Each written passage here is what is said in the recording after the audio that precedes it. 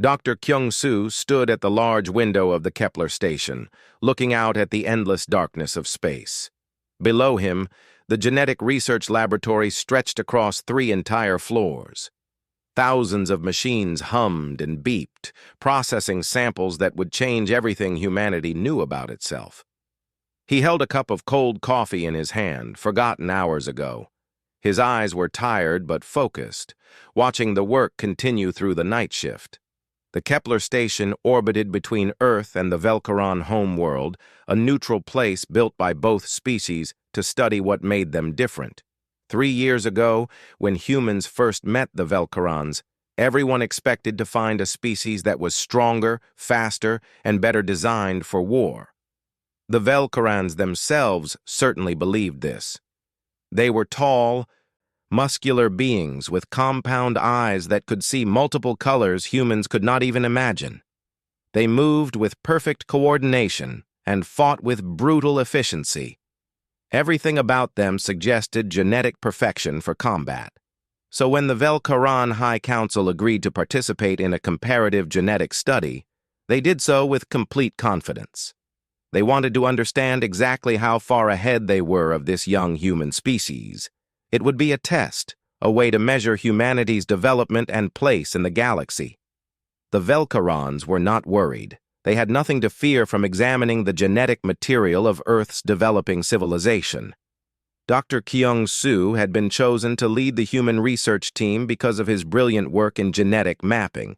His partner, Dr. Mi-sun, was equally skilled in analyzing complex biological data. Together, they had built a team of 15 scientists and technicians, each one carefully selected for their expertise. The project had taken months to plan. They needed to collect samples from both species, process them through the most advanced genetic sequencers in the known galaxy, and compare the results. But there was more to it than simple comparison. Kyung-soo wanted to understand not just what was different, but why those differences existed. Genes did not develop randomly. Every genetic trait was shaped by millions of years of evolution, by the environments each species faced, by the challenges they had to overcome to survive. A warrior species would carry markers of aggression, cooperation, pain tolerance, and strategic thinking. A developing species like humanity would show something different, something softer, something that reflected their struggle to build civilization in a world that had tried to destroy them at every turn. The samples had arrived 3 weeks ago. Velcarons provided genetic material from their elite military units, the warriors who had established their species' reputation across the galaxy. Humans provided samples from ordinary civilians, volunteers from Earth who understood the importance of the research. There was no deception in the process. Everyone knew what was happening. The first week of testing had been routine. The machines sorted through the genetic code, identifying markers and creating maps of each species' biological blueprint. Everything was proceeding as expected. The Velcarons showed the genetic markers of a trained warrior species. Humans showed the markers of a young, adaptable species still learning to survive in a complex universe. Then something unexpected appeared in the data. Jiho was the first to notice it. He was a young technician, only 24 years old, but his eyes were sharp and his mind was brilliant. He worked the night shift because he preferred the quiet laboratories and the chance to think deeply about the genetic sequences passing through his screens. On the 3rd week of the project, at 3 in the morning, Jiho called Dr. Kyung-soo. "You need to come see this," Jiho said over the communication system. His voice sounded strange, like he could not believe what he was looking at. Right now. Kyung-soo had been in his small sleeping quarters, resting for the first time in 2 days. He dressed quickly and made his way to the main laboratory. The corridors of Kepler Station were empty at this hour, only the soft hum of the station's life support systems keeping him company. When he arrived at the laboratory, he found Jiho staring intensely at his screen, his fingers hovering over the data as if he was afraid to touch it. "Show me," Kyung-soo said simply. Jiho pulled up the genetic mapping on the main display. "The aggression sequences," he said. "The markers that control combat drive, territorial behavior, the chemical reactions that push a being toward violence and conflict. Look at the comparison." Kyung-soo felt his breath catch in his chest. The data was clear and undeniable. The human samples showed 3 times the concentration of aggression markers compared to the Velcaran samples. 3 times. It was impossible. It made no sense. "Run it again," Kyung-soo said. "Check the samples. Make sure there was no contamination." By the time Dr. Mi-sun arrived at the laboratory 2 hours later, Jiho had already run the test 3 more times. The results were identical. The humans had triple the aggression sequences. Mi-sun looked at the data, then at Kyung-soo, then back at the data. Her face was pale. "This is wrong," she said softly. "This has to be wrong." But they both knew it was not wrong. The machines they were using were the most advanced in the world. The samples had been properly preserved. The methodology was perfect. The data was telling them something that seemed completely backwards from everything they understood about the universe. Humans were the young species, the ones still struggling to build their first interstellar civilization. Velcarans were the warriors, the ones who had dominated their region of space for thousands of years. How could humans possibly carry more aggression in their very genetics? "We need to think about this carefully," Mi-sun said, her scientific mind already working through the implications. "We cannot simply accept what the data is telling us without understanding what it means. These are aggression sequences, yes, but they do not determine everything about a species. There are other factors: culture, training, choice, environment." Kyung-soo nodded slowly. "We need to expand the analysis. Look at everything. Empathy markers, cooperation genes, emotional regulation pathways. We need to see the whole picture before we tell anyone about this." Over the next few days, they worked without sleep, expanding their research, diving deeper into the human and Velcaran genetic codes. They wanted to understand not just the aggression markers, but what else humans carried in their biology that might explain this shocking discovery. The laboratory became their entire world. The coffee grew cold in forgotten cups. The machines continued their constant humming, processing data, revealing secrets that nature had hidden for millions of years. And slowly, carefully, Dr. Kyung-soo and his team began to see something that neither humans nor Velcarans had ever considered before. The truth was far more complicated and far more interesting than anyone had expected. The data was everywhere. Holographic screens filled the laboratory, each one showing different aspects of the human and Velcaran genetic codes. Dr. Kyung-soo had not slept in 36 hours. His eyes burned, but he could not look away from what they had found. Dr. Mi-sun sat across from him, her hands shaking slightly as she input commands into her personal tablet. Neither of them had spoken in almost an hour. The initial finding had only been the beginning. Once they knew humans had triple the aggression sequences, they began to search for answers. Why? What could possibly explain this reversal of everything they thought they knew? They started looking at other genetic markers, other biological traits that might paint a complete picture. What they discovered was shocking. Humans did indeed carry extraordinary amounts of aggression sequences, but humans also carried equally high levels of empathy genes. The human genetic code showed incredible capacity for bonding with others, for forming deep emotional connections, for caring intensely about other individuals. These empathy markers were not weak or secondary. They were just as strong, just as prevalent as the aggression markers. More than that, humans carried genetic pathways for cooperation, for working together in groups, for forming communities and societies. The human species had evolved with the ability to be ferociously violent and deeply compassionate at the same time. They were walking contradictions written into their very biology. Velcarans, on the other hand, showed something different. Their aggression markers were lower, but their logical reasoning pathways were clearer and more efficient. They had evolved for discipline and control. Their empathy markers were present but more limited. They were not incapable of feeling for others, but their genetic predisposition did not push them toward the same kind of intense emotional bonding that humans experienced. "This is insane," Mi-sun said finally, breaking the long silence. "How did we not see this before?" "Because nobody was looking for it," Kyung-soo replied, his voice hoarse from not speaking. "Everyone assumed that a warrior species would have strong aggression genes. We were right, but we did not think to ask what other traits might accompany those genes in a species that has to survive harsh conditions." He stood up and walked to the window. Outside, the stars hung in the darkness like diamonds. Somewhere out there, the Velkarons waited for the results of the study. They expected confirmation of their superiority. They expected to see written in the human genetic code the marks of an inferior species, one destined to serve and follow.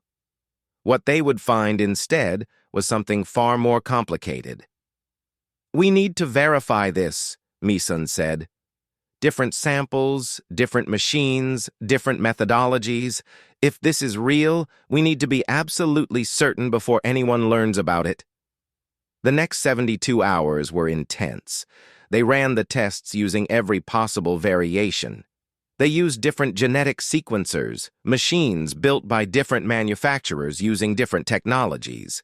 They pulled new samples from the storage banks, verifying that the original samples had not been damaged or contaminated. They ran their analysis through multiple computer systems to make sure there were no errors in calculation. Every single test returned the same result. Humans had triple the aggression sequences that Velkarons possessed. On the morning of the third day, as the sun began to rise over the planet below them, Dr. Kyung-soo made a critical decision. He called for a full team meeting. All 15 members of the research group gathered in the laboratory conference room. Most of them had no idea what the emergency meeting was about. Some looked confused. Others looked worried. Ji-ho, who already knew about the discovery, sat quietly in the back corner. "We have found something unusual in the genetic data," Kyung-soo began.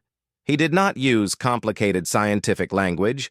He used simple, clear words that anyone could understand. "The results are consistent and reproducible. We have verified them multiple times using different methods." He displayed the genetic comparison on the conference room screen. The graphs and charts showed the aggression marker comparison clearly. There was no way to misunderstand what they were looking at. The room fell silent. Someone gasped. Another person stood up and moved closer to the screen, as if being nearer to the data would help them understand it better. "How is this possible?" asked Dr. Park, one of the senior geneticists. "Humans are not a warrior species. We are young. We have not had millions of years to develop biological traits for combat." "That is exactly why," Mi-sun said, speaking up from her seat. "Humans evolved on Earth, a planet full of predators and dangers. Surviving on Earth required the ability to be ferociously aggressive, but also the ability to cooperate with other humans, to form groups, to care for each other. Humans had to carry both traits or they would have gone extinct. Velkarons evolved on a more stable world," Kyung-soo continued. "They became the dominant species early and faced less need for the kind of aggressive survival response that humans needed. Instead, their genetics selected for discipline, for logic, for the ability to control and refine aggression through culture and training. The implications began to settle over the group like a heavy blanket. One by one, they started to understand what this discovery really meant. It meant that Velkaron superiority was not written in their genes. It meant that everything the Velkarons believed about themselves was not biological destiny, but cultural choice. It meant that humans were dangerous in a way nobody had realized. Then the news leaked. Nobody ever found out exactly how it happened, but later investigation traced it back to intern Park Min, a young researcher who had been quietly processing samples in the lower laboratory. Park Min had seen partial data on a shared computer screen. His mind was quick enough to understand what it meant. His heart was foolish enough to share the information with his girlfriend, who worked at the Terran embassy on Kepler Station. Within 4 hours, the information had been transmitted across subspace communications to Earth. Within 8 hours, it had reached the Velkaran High Council. Within 12 hours, the entire galaxy knew. The response was immediate and chaotic. Humanity's military leaders demanded answers. Political leaders called emergency sessions. The media erupted with wild speculation and panic. Some humans celebrated, believing they had finally discovered their hidden power. Others feared what Velkarans might do if they felt threatened. On the Velkaran side, there was confusion and anger. How could this be? How could their greatest rival species carry genetic traits suggesting superior combat drive? Some voices called for immediate action, for taking advantage of the situation. Others demanded explanation from the scientists. And Dr. Kyung-soo, who had wanted only to understand the truth about human and Velkaran genetics, suddenly found himself at the center of the most dangerous discovery in galactic history. The truth, it seemed, could be far more dangerous than any weapon ever created. In the quiet hours before dawn, sitting alone in his laboratory, Kyung-soo wondered what would happen next. The data was out. The truth was known. And neither humanity nor the Velkarans would ever look at each other the same way again. Ambassador Lee Tae entered the conference room like a man walking into a thunderstorm. His face was dark with worry, his jaw clenched tight. Behind him came 2 security officers, and behind them, 3 other ambassadors from different human nations. The room was already crowded with Kyung-soo's research team, but everyone stopped what they were doing and turned to look at the newcomers. "We need to talk about this genetic discovery," Lee Tae said without any greeting or politeness. "The situation is becoming very difficult." Kyung-soo stood, gesturing for the ambassador to sit. "Ambassador, we have more analysis to share. The initial data is only part of the picture. If we can explain the full context—" "There is no time for context," Lee Tae interrupted. "The Velkaran government is making statements on every news network. They are calling the research fraudulent. They are suggesting that humans falsified the data to cause conflict. Some of their military leaders are demanding that the Velkaran High Council take defensive measures." The word defensive hung in the air like a threat. Everyone understood what it really meant. The Velkarans were considering military action. One of the other ambassadors, Ambassador Chang from the Korean Federation, spoke up. "We need to suppress this research, immediately.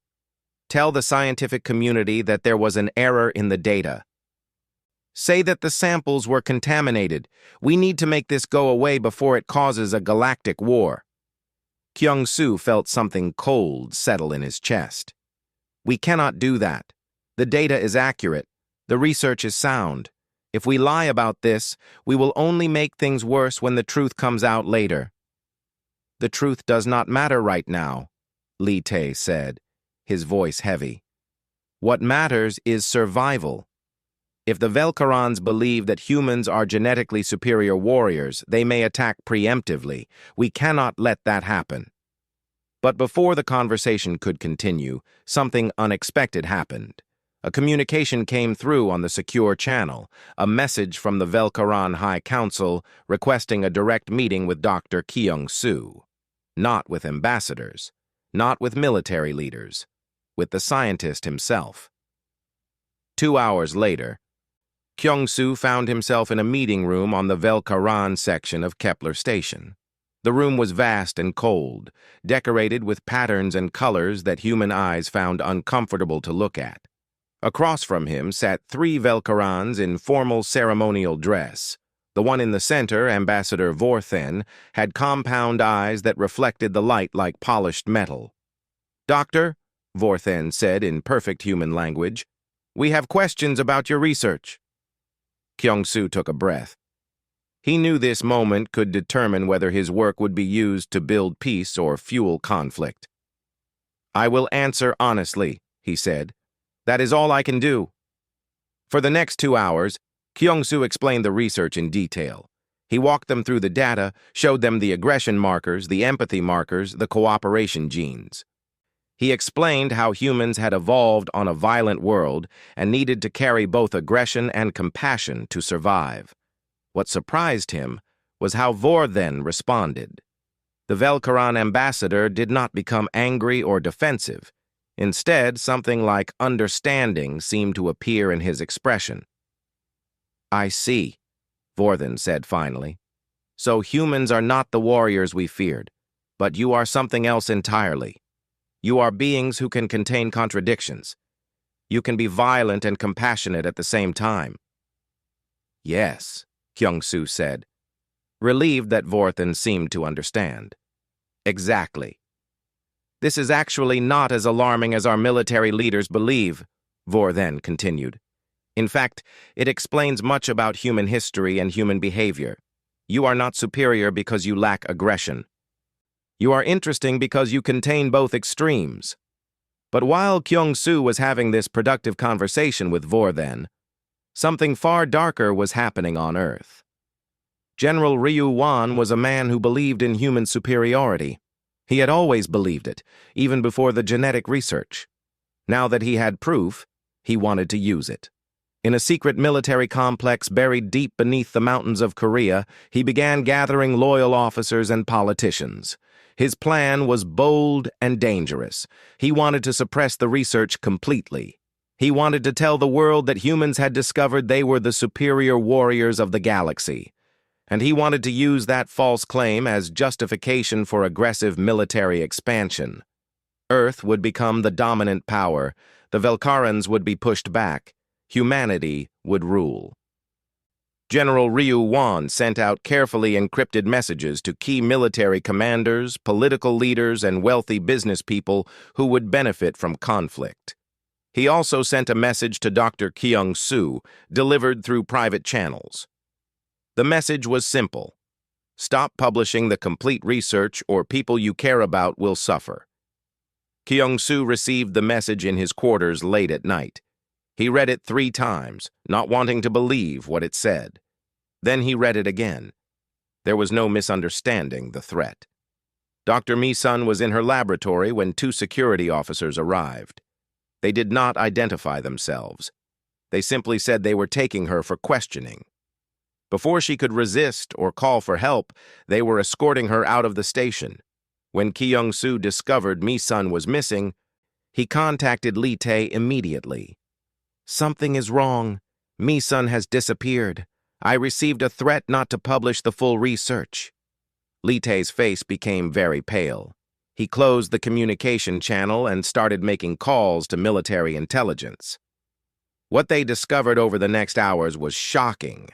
General Ryu Wan had been building a secret network of military officers and politicians who wanted to suppress the research and use it for military expansion. But Lee Tae had authority and resources too. He began working with other ambassadors to expose Ryu Wan's conspiracy. Meanwhile, Kyung-soo made a decision. He was going to tell the truth no matter what happened. He was going to broadcast the complete research to the entire galaxy, giving everyone the real data and his real interpretation of what it meant. The question was whether he would be able to do it before something worse happened. Dr. Mi-sun woke up in a small room with white walls and no windows. Her head hurt. She had a vague memory of being taken from the laboratory, but the details were fuzzy. They had probably given her something to make her sleep, she realized. Some kind of drug.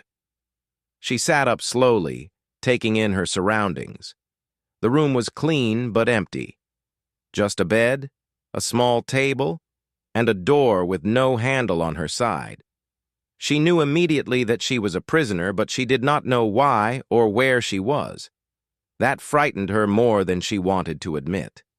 At the same time, far away in the laboratory, Dr. Kyung-soo was making a discovery. While searching through the expanded genetic data, looking for any additional insights, he found something that Meeson had been working on before she disappeared. It was a detailed analysis of the relationship between aggression genes and empathy genes in human DNA. What Meeson had found was remarkable.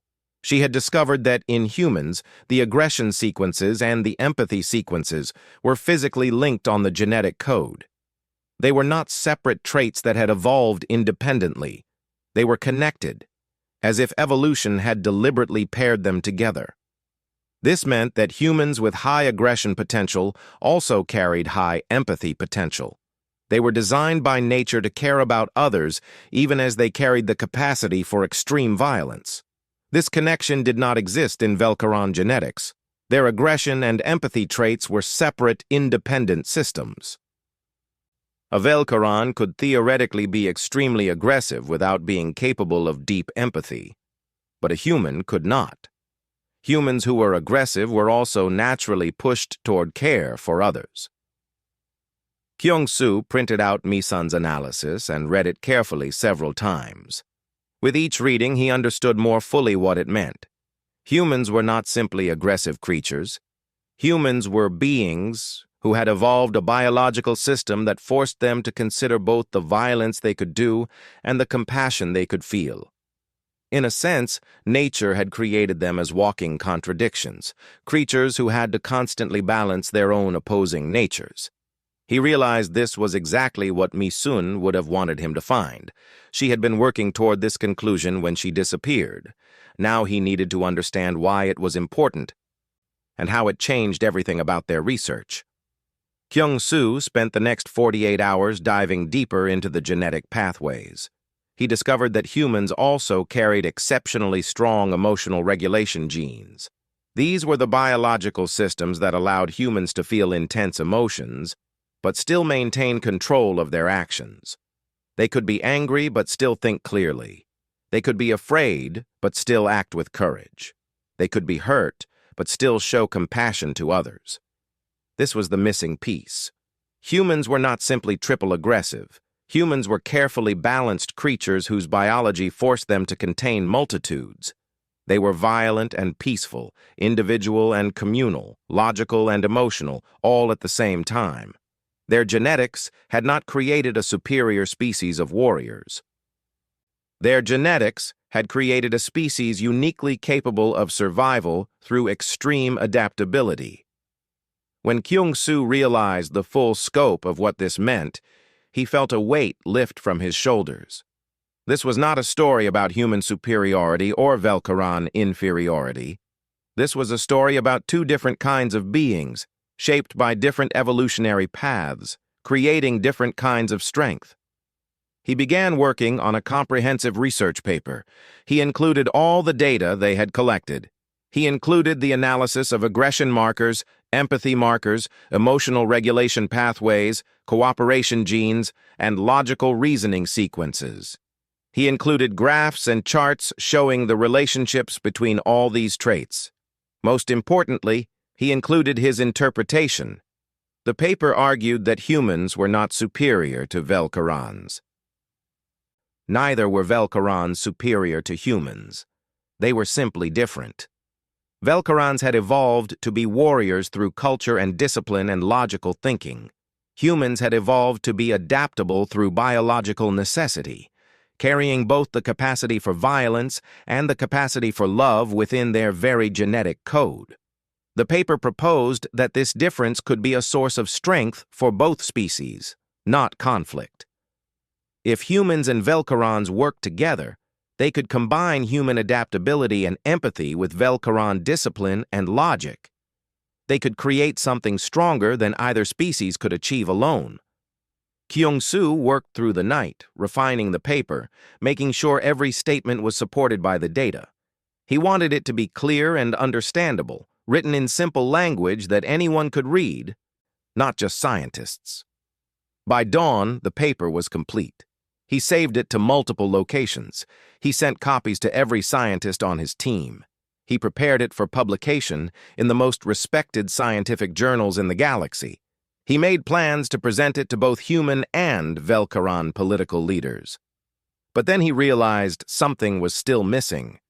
The paper contained all the scientific information, but it lacked something that only he could provide. He needed to add a personal statement, a message from himself directly to the people of both species. He sat down and began to record a video message. "My name is Dr. Kyung-soo," he said, speaking directly to the camera. "I am the lead researcher on the genetic comparison project between humans and Velcarons. I want to speak to you not as a scientist, but as a person who has come to understand something important about what we are." He paused, gathering his thoughts. For millions of years, humanity and Velcarons evolved on different worlds, facing different challenges. Those challenges shaped us biologically, and those biological differences are real. But biology is not destiny. What matters is not what we are born with, but what we choose to do with what we are. He explained in simple terms what the research had shown. He talked about aggression and empathy, about how humans carried both traits linked together in their genes. He talked about how Velcarons had chosen discipline and culture over biological predisposition. "Neither path is wrong," he said. "Neither species is superior. We are simply different, shaped by our different histories. And I believe that if we can accept these differences, if we can stop trying to prove superiority and start trying to understand each other, we can build something remarkable together." When the message was complete, Kyung-soo prepared everything for release. He had one more thing to do, though. He had to try to save Mi-sun. He contacted Ambassador Lee Tae and told him everything. The ambassador had resources and authority.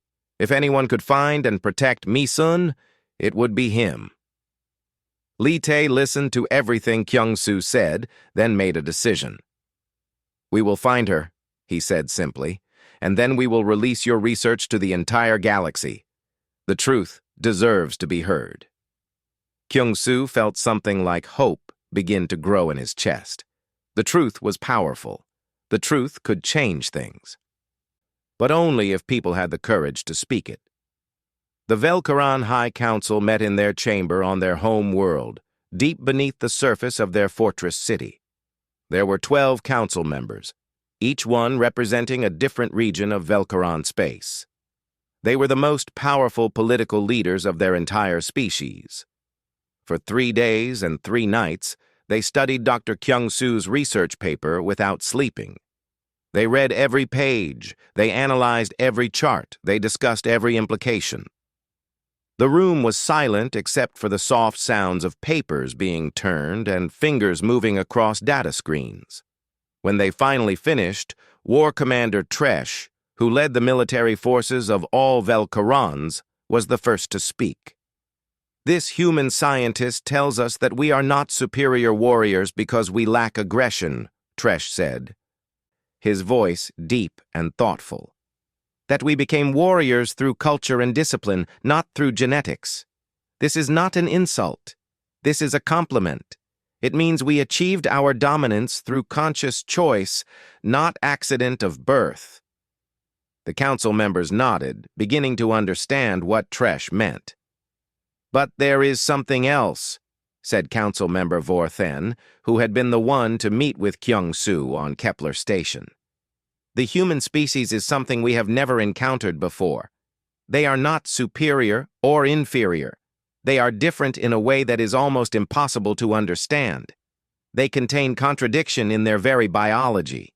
They are capable of extreme violence and extreme compassion simultaneously. They are the most unpredictable beings we have encountered." "This could be dangerous," said one of the other council members nervously. "Or it could be incredibly valuable," replied Tresh. "Imagine what we could accomplish if we could work with such beings. Humans could provide adaptability and creative thinking. We could provide discipline and logical planning. Together, we could understand aspects of the universe that neither species could understand alone." The council voted on a proposal to send a delegation to Kepler Station to speak directly with Dr. Kyung-soo and his team. The vote was unanimous. The delegation would consist of 5 members: War Commander Tresh, Ambassador Vorthen, 2 other military leaders, and 1 biological philosopher named Kelthas, who specialized in understanding how different species thought and behaved.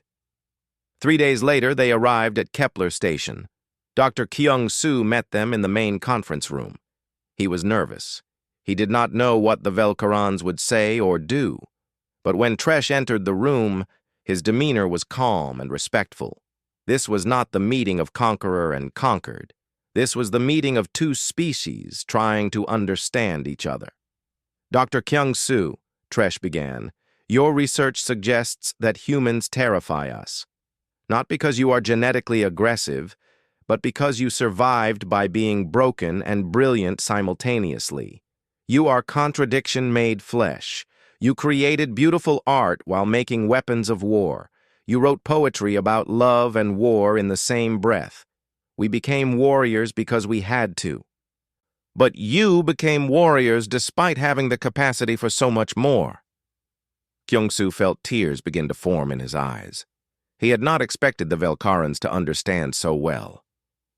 My species has dominated this region of space for 3,000 years, Tresh continued. But dominance through force is temporary. It lasts only as long as you are willing to keep fighting. I believe what we need is partnership. Not 1 species ruling another, but 2 species combining our strengths to build something neither of us could build alone. We would like to propose a formal alliance, Vorthen added. Not as master and servant, but as equals. Your people would contribute your adaptability and innovation. Our people would contribute our discipline and strategy. Together, we could face the challenges of the galaxy. It was the most hopeful moment Kyung-soo could remember.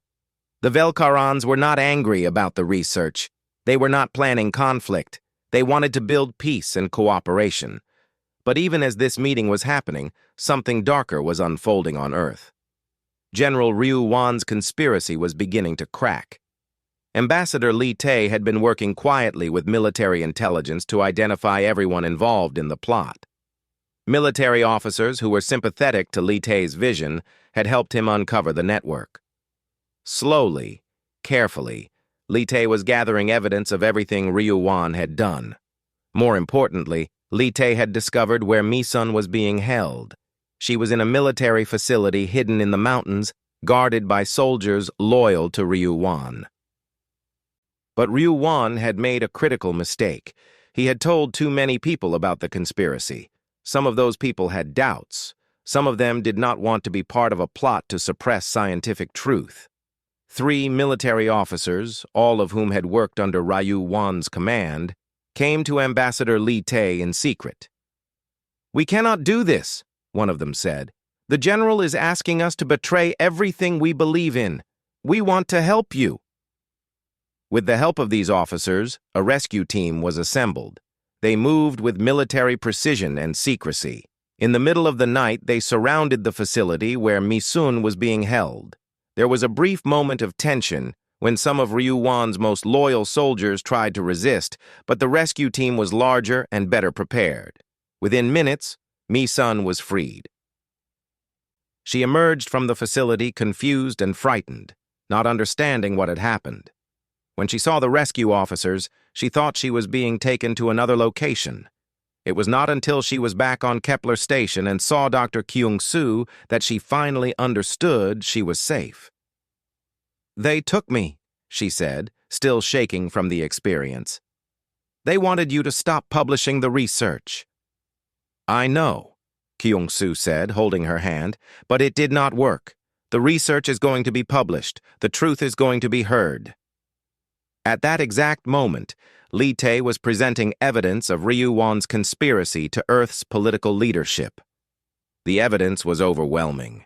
Messages, financial records, witness testimony from the military officers who had turned against Ryu Wan. There was no way to deny what had happened. General Ryu Wan was arrested before he could flee. His conspiracy fell apart as quickly as it had come together. The military officers loyal to him either abandoned him or were taken into custody for questioning. But the most important thing was that the truth could now be told without fear. Dr. Kyung-soo's research could be published. The message about human and Velcaron genetics could be shared with the entire galaxy. And in the main communications center of Kepler Station, everything was being prepared for a broadcast that would change galactic history forever.